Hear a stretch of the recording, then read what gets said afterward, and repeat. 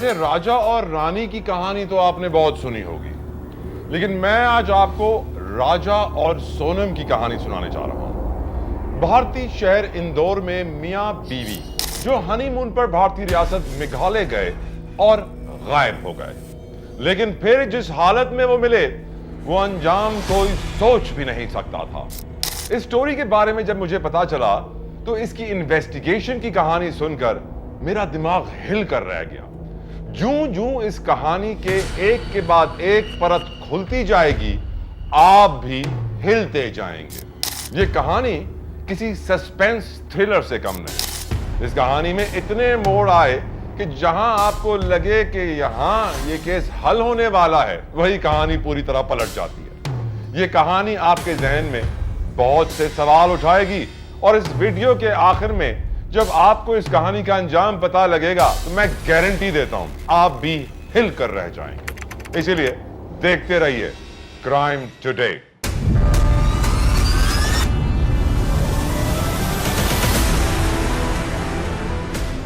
ग्यारह मई 2025 ये राजा और सोनम की शादी का दिन था, जिसकी तैयारी पिछले कई हफ्तों से चल रही थी। ये एक ऐसी शादी होने वाली थी जो शायद इंदौर की तारीख में किसी ने पहले नहीं देखी। दोनों खानदान शादी की तैयारियों में पैसा पानी की तरह बहाने को तैयार थे। मेहंदी हो, उपटन हो या कोई और रस्म, ऐसी धूमधाम से इंदौर शहर ने कभी शादी देखी नहीं थी। सब के सब बहुत खुश थे, खुसूसन राजा। राजा तो जैसे शादी को लेकर दीवाना हो चला था। वो था ही ऐसा, यारों का यार, दिलदार, भाइयों में सबसे छोटा, सबका लाडला। मुस्कुराहट तो जैसे उसके लबों पर बैठी ही रहती थी। मैंने इस केस की रिसर्च के दौरान राजा की जितनी भी तस्वीरें देखी, सब में एक बात कॉमन थी, उसकी स्माइल, उसकी मुस्कुराहट। राजा को देखने वाले फौरी समझ लेते थे कि वो एक पॉजिटिव इंसान है। सोनम भी कोई कम ना थी, इंडिपेंडेंट, बाइख्तियार, अपने बलबूते पर कुछ भी करने की धुन में मगन। वो अपने वालिद के कारोबार में बढ़ चढ़कर हाथ बटाती और एचआर के काम को गौर से देखती। वो मुस्तकबिल में अपनी खुद की कंपनी खोलने का इरादा रखती थी। वो आम लड़कियों सी नहीं, बहुत कॉन्फिडेंट थी और इस कॉन्फिडेंस ने तो राजा को पहली नजर में उसका दीवाना बना दिया था। दरअसल ये दोनों ही खानदान रघुवंशी कम्युनिटी से ताल्लुक रखते थे। इन दोनों की मुलाकात इस कम्युनिटी की एक मैट्रिमोनियल ऐप के जरिए होती है। राजा तो जैसे पहली नजर में सोनम का दीवाना हो जाता है और इसी शादी के ऐप के जरिए सोनम को रिश्ता भी भेज देता है। सोनम के वालिदैन फौरी राजी हो जाते हैं, दोनों की कुंडलियां मिलाई जाती हैं और रिश्ता तय किया जाता है। जिस दिन दोनों का रिश्ता तय हुआ, राजा और सोनम भी मौजूद थे। दोनों ने एक दूसरे का मुंह मीठा कराया और खूब नाचे और गाए। राजा के वालिदैन तो इस शादी की तैयारियों के लिए वक्त चाहते थे। जाहिर सी बात थी, उनका सबसे छोटा बेटा जो था वो धूमधाम में कोई कसर नहीं छोड़ना चाहते थे। ऐसी शादी जो इंदौर हमेशा याद रखे। लेकिन सोनम के वालिदैन को जल्दी थी। उन्होंने जल्द से जल्द शादी की जिद पकड़ी, जिस पर राजा के घर वालों ने रजामंदी जाहिर की। 11 मई का दिन तय हुआ और राजा की बारात निकली। राजा बहुत ही खुश था। वो घोड़ी चढ़ा, नोट निछावर करता हुआ बैंड बाजे के साथ सोनम के घर पहुंचा। मियां बीवी ने साथ जीने मरने की कस्में खाई, 7 जन्म तक साथ निभाने के वादे लिए गए। राजा ने नोटों से सोनम की नजर उतारी, फेरे लिए, मांग में सिंदूर भरा और दोनों शादी के बंधन में बंध गए। इन दोनों की शादी के मनाजिर देखकर देखने वाले दंग रह गए। जो धूमधाम और शादी में नजर आई थी वो वाकई इंतहाई दीदनी थी, यानी देखने से ताल्लुक रखती थी। शादी के 3 दिन बाद रिवाज के मुताबिक सोनम अपने घर लौट जाती है, लेकिन तबीयत की खराबी के बायस वहीं रह गई और वापस नहीं आई। फिर एक दिन राजा का फोन बजा। उसने फोन उठाया तो दूसरी जानिब सोनम की आवाज सुनकर राजा की बाँछें खिल उठी। उसने खुशी खुशी पूछा, कैसे हमारी याद आ गई? राजा के सवाल के पीछे एक शिकवा छुपा था, क्योंकि सोनम अपने काम में इतनी मसरूफ रहती थी कि मियां बीवी का रिश्ता होने के बावजूद दोनों ज्यादा बात नहीं कर पाते थे। ऐसे में राजा के लिए सोनम का फोन आना किसी खुशी से कम ना था। सोनम ने राजा को बताया कि उसने दोनों के लिए एक सरप्राइज हनीमून ट्रिप प्लान किया है, एयर टिकट्स भी बुक करवा ली हैं और वो दोनों 20 मई को घूमने के लिए मेघालय जा रहे हैं। मेघालय भारत का एक इंतहाई मशहूर टूरिस्ट स्पॉट है, जो अपने घने जंगलात, वादियां और ट्रैक्स की वजह से बड़ा मकबूल और मशहूर है। सोनम के अल्फाज सुनकर राजा तो जैसे आसमानों में उड़ने लगा। उसकी खुशी का कोई ठिकाना ना था। वैसे तो राजा को सोनम के साथ हनीमून पर शादी के 3 माह बाद जाना था, लेकिन सोनम का अचानक सरप्राइज सुनकर फौरन रवानगी के लिए वो मान भी गया, इस बात से अनजान कि ये उसकी जिंदगी का आखिरी सफर बनने वाला था। 20 मई को दोनों इंदौर से ग्वालियर के लिए रवाना हुए, जहां उन्होंने मंदिर में विजिट के बाद अपने हनीमून डेस्टिनेशन मेघालय रवाना होना था। 23 मई 2025 वो दोनों सुबह सवेरे अपने होटल से चेकआउट करके ट्रैकिंग के लिए निकल जाते हैं। 9:45 पर एक टूरिस्ट कैमरे में दोनों को देखा भी जा सकता है, जिसमें वो दोनों काफी थके हुए दिखाई दे रहे हैं। सोनम व्हाइट टी शर्ट में देखी जा सकती हैं, जबकि राजा सैंडो में पानी की बोतल पकड़े उसके पीछे चल रहे होते हैं। उस रात आखिरी बार राजा की मां से भी बात हुई, जिसमें उसने घर वालों को बताया कि वो ट्रैक की चोटी पर पहुंच गया। उसी रोज सोनम भी अपनी सास से बात करती है, जिसमें उसने बताया कि यहां खूबसूरत जंगल और बड़े मुश्किल ट्रैक्स हैं। इसके बाद से राजा और सोनम का अपने घर वालों से राब्ता मुनक़ता हो जाता है। पहाड़ी मकामात पर चूंकि सिग्नल्स का मुनक़ता हो जाना एक आम सी बात है, इब्तिदा में राजा और सोनम के घर वाले ज्यादा परेशान ना हुए, लेकिन कई घंटे गुजरने के बाद भी जब दोनों से कोई राब्ता ना हो पाया, तब परेशानी बढ़ने लगी। अनजान जगह, नौब्याता जोड़ा, 10 किस्म के ख्यालात जहन में आ रहे थे। आखिरकार 24 घंटों बाद उनका सबर जवाब दे गया और उन्होंने पुलिस से राब्ते का फैसला किया। पुलिस जब अपनी जांच शुरू करती है तो पता चलता है कि उन्हें आखिरी बार ग्वालियर नामी एक गांव में देखा गया है। यह 17 खानदानों पर मुश्तमिल छोटी सी आबादी का एक गांव था, जिसके बाद जंगल ही जंगल शुरू हो जाता है, जहां राजा और सोनम ट्रैकिंग करने के लिए गए थे। इब्तिदा में पुलिस को इस मिसिंग केस में किसी जुर्म के बजाय एक हादसे का शक होता है और इसी मुनासिबत से उन्होंने अपनी तहकीकात का आगाज कर दिया, क्योंकि मेघालय टूरिस्ट स्पॉट होने की वजह से क्राइम फ्री स्टेट समझा जाता है। अलबत्ता सयाहों की हादसात का शिकार होकर गायब होने की खबरें आती रहती हैं। पुलिस को इब्तिदा में ये इसी किस्म का एक केस लगा और ज्यादा कुछ नहीं, लेकिन जिस केस को वो मामूली समझ रहे थे, आगे चलकर वो सबसे हैरानकुन केस बनने वाला था। इब्तिदाई सर्च ऑपरेशन में नाकामी के बाद पुलिस पर दबाव बढ़ने लगा, क्योंकि राजा और सोनम की गुमशुदगी अब एक नेशनल न्यूज बन चुकी थी। मेघालय पुलिस की कारकर्दगी पर सवाल उठाए जा रहे थे, यहां तक कि स्टेट के लोगों के खिलाफ मजमूम कैंपेन का आगाज हो गया। ये सब मेघालय की हुकूमत के लिए नाकाबिले बर्दाश्त था। उन्होंने फौरी इस मामले की तहकीकात के लिए एक स्पेशल टीम तश्कील देने का फैसला किया। इस टीम ने हर जाविये से मामले की जांच शुरू कर दी। पुलिस के पास अब तक का वाहिद सुराग वो स्कूटी थी जिस पर राजा और सोनम ग्वालियर पहुंचे थे, लेकिन हैरानकुन तौर पर वो स्कूटी उन्हें ग्वालियर के बजाय उससे कई किलोमीटर के फासले पर लावारिस पड़ी मिली।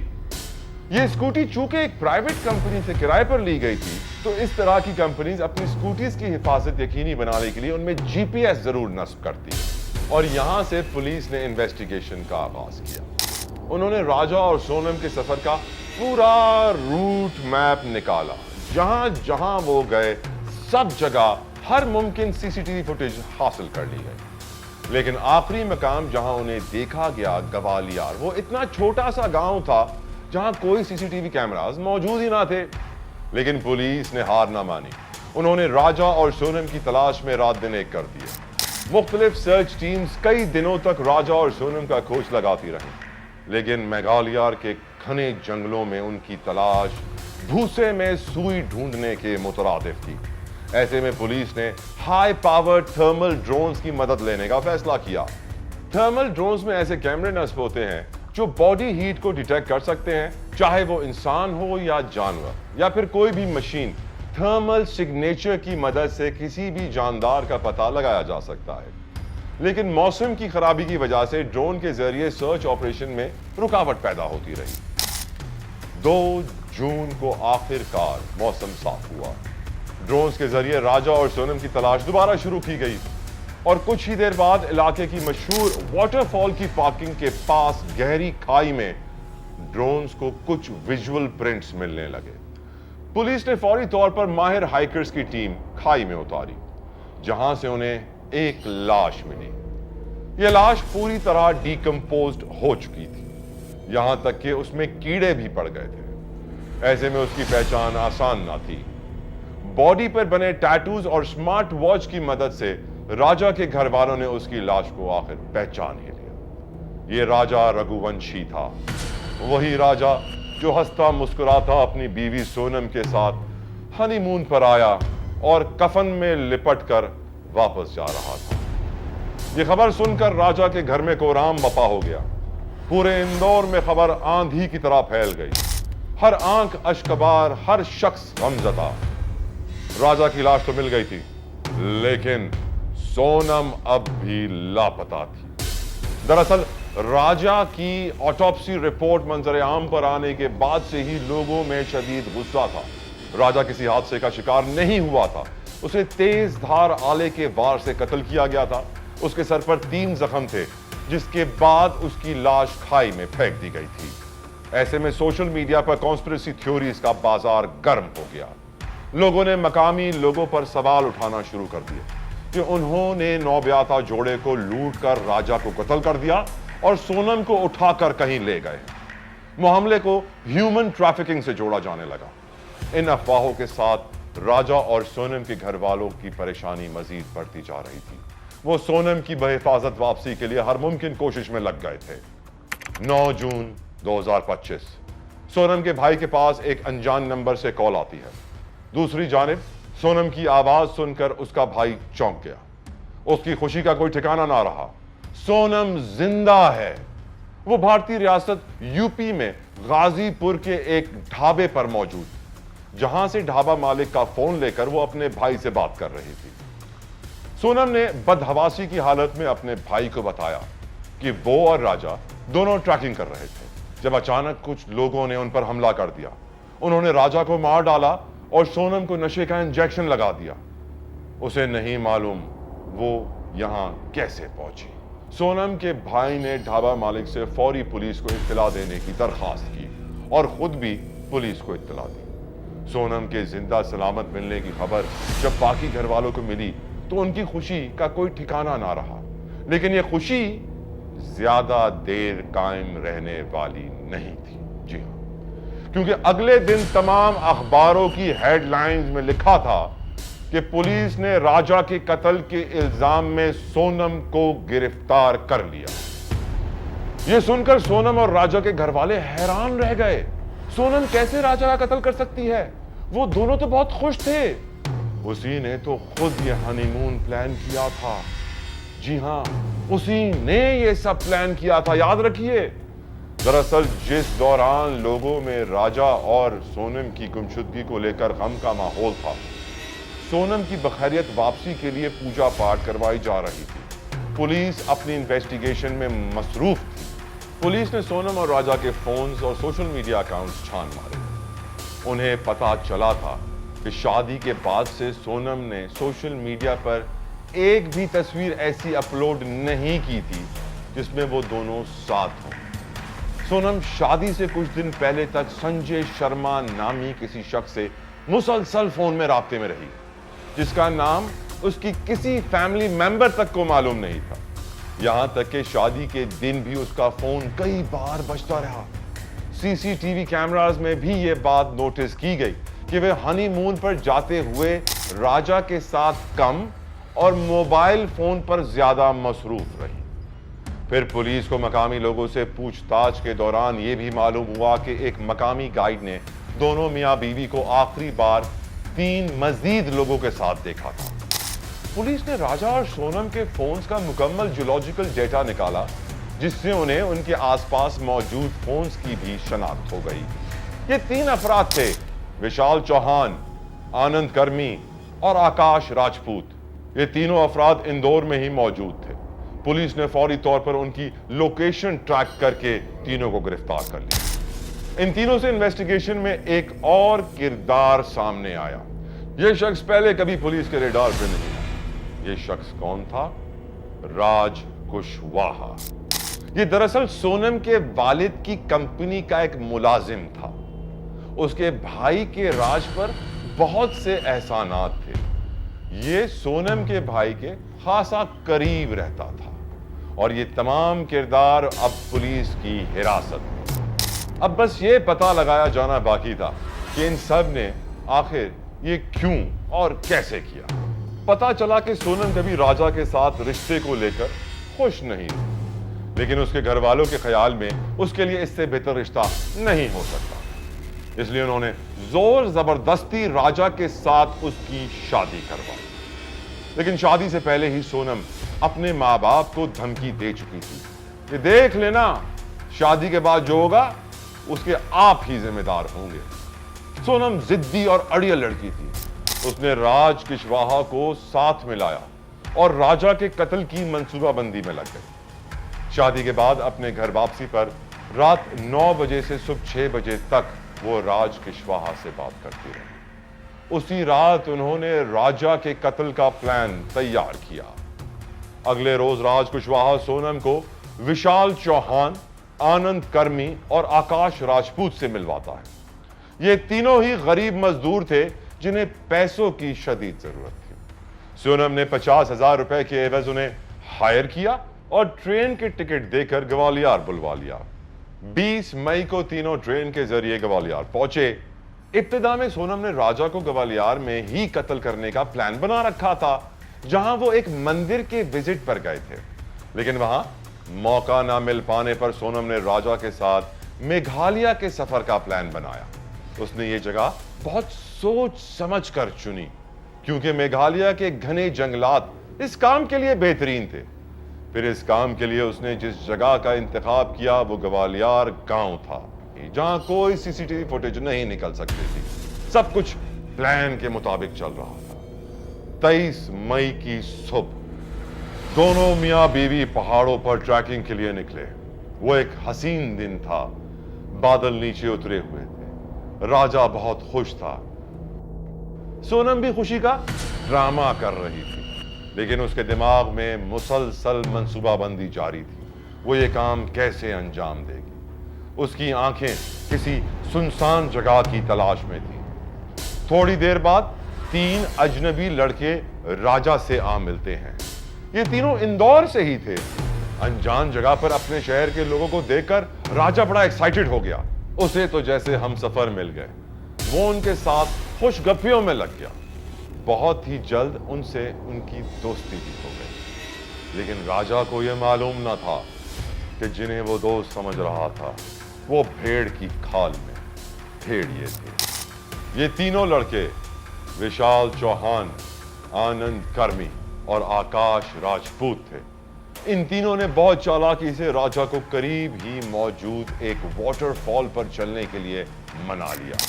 वो तमाम अपनी अपनी स्कूटीज पर वाटरफॉल की जानिब निकल पड़े। ये दरअसल सुनसान मकान था, क्योंकि हुकूमत ने इस जगह को 3 गांव के दरमियान प्रॉपर्टी डिस्प्यूट की वजह से बंद कर रखा था। इसलिए यहां कोई आता जाता ना था और यह मकाम सोनम के लिए अपने मंसूबे को अमली जामा पहनाने के लिए इंतहाई बेहतरीन था। राजा तस्वीरें लेने का बहुत शौकीन, इसलिए जूं ही वाटरफॉल की पार्किंग में पहुंचे, राजा ने तस्वीरें लेना शुरू कर दी। वो अपनी धुन में मगन था। आने वाले खतरे से अनजान अचानक सोनम उसके सामने आकर खड़ी हो गई। वो सोनम को देखकर मुस्कुराया। सोनम उसे स्माइल बैक करती है, लेकिन सोनम की इस हंसी के पीछे कुछ और ही मक्कारी छुपी थी। अचानक विशाल चौहान ने पीछे से राजा के सर पर पूरी कुव्वत से वार किया। राजा दर्द से कर्राता हुआ जमीन पर जा गिरा।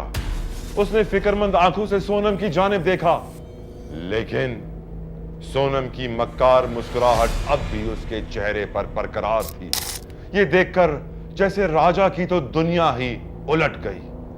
उसकी अपनी ही बीवी उसे कत्ल करवाने वाली थी। वो बीवी जिसके साथ उसने साथ जीने मरने की कस्में खाई थी, 7 जन्मों तक साथ निभाने का वादा था। सोनम ने आनंद कर्मी को इशारा किया, जिसने राजा के सर पर आगे की जानिब तेज धार आले से वार किया।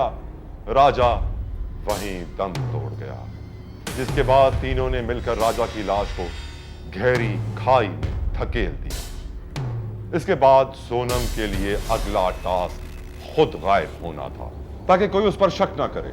उसने बुर्का पहना, बस और ट्रेन के जरिए आसाम, मगरबी बंगाल और बिहार से होती हुई वापस इंदौर पहुंची और एक फ्लैट में आकर छुप गई, जो राज कीशवा ने अपने नाम पर ले रखा था।